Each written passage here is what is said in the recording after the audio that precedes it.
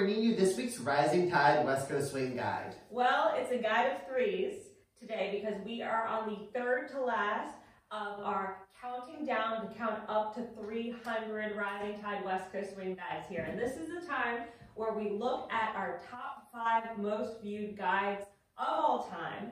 And this one happens to be one that was filmed 3 years and 3 days ago when we were talking to you in May 2021 about the Basic Telemark Breakdown. So today we're not going to go over the telemark in terms of every single way to lead and follow it, but we will give you some new tips to refresh the old ones from back in 2021. So go back and watch that video if you're interested in learning how to do the telemark. If you're interested in learning how to do the telemark even better, come hang out with us. So we're going to do the telemark and then we're going to give you our refresh tips.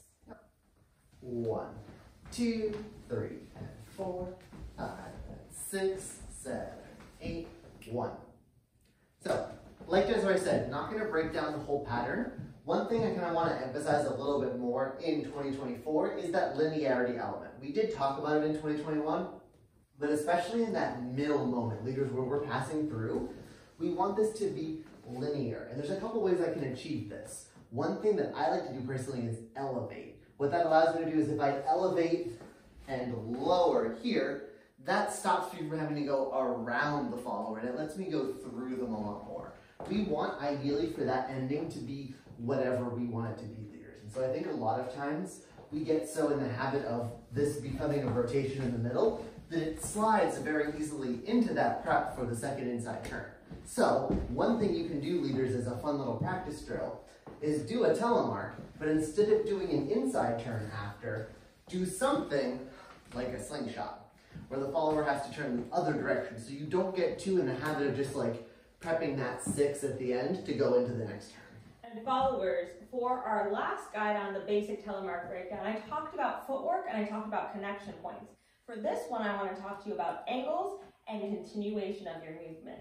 So I was thinking about this, and really we have on our anchor, in an ideal world for a basic, we have this opening, right, that comes from taking our left side back and angling the chest, angling the hips, just because that weight is transferred to our left side. So we start in a telemark without wanting to jump forward, and we take our 1, but we leave our left side back until the last moment. On count 2 for a telemark, we're being offered this inside turn, and so we're going to leave our right side back. That same pattern can repeat for 5 and 6, and it really serves us well. So that leads me in the beginning of the telemark. I've got my left side back and my right side back with this nice angle in count 1 and 2 that's going to facilitate this inside turn to be seamless for 3 and 4. Here, regardless of whether he chooses to end the telemark rotationally or linearly, I'm going to take my left side back again on count 5 and watch this, my right side back on count 6, which fills out the connection. So instead of really struggling to connect with leader here, we're going to use our own body to create and facilitate that so leader can find us and then move us where they want to, whether it's rotationally or linearly. Last thing, followers, and I just kind of thought back to some common mistakes that followers tend to make with something like a telemark. It's an 8-count move, but it's not a whip, so it really can throw us for a loop sometimes, is just to keep moving. Remember that at the heart of things, West Coast Swing is a linear dance on 2 tracks or a tightrope, and so what we really want to do through this movement, let's continue with our own body in the direction where we're led.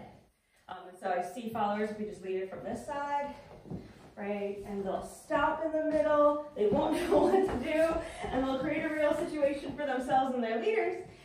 Even if he throws me for a loop and he leads the linear one, if I've got my angles going on, I'm prepared to go for it, I'll find him, he'll find me, we'll just keep going. So continuation of movement, continuation until the very end, and you'll feel that from your leader, and get those angles going on. Back on left on 1 and back on right on 2, same thing, repeat, back on left on 5, back on right on 6.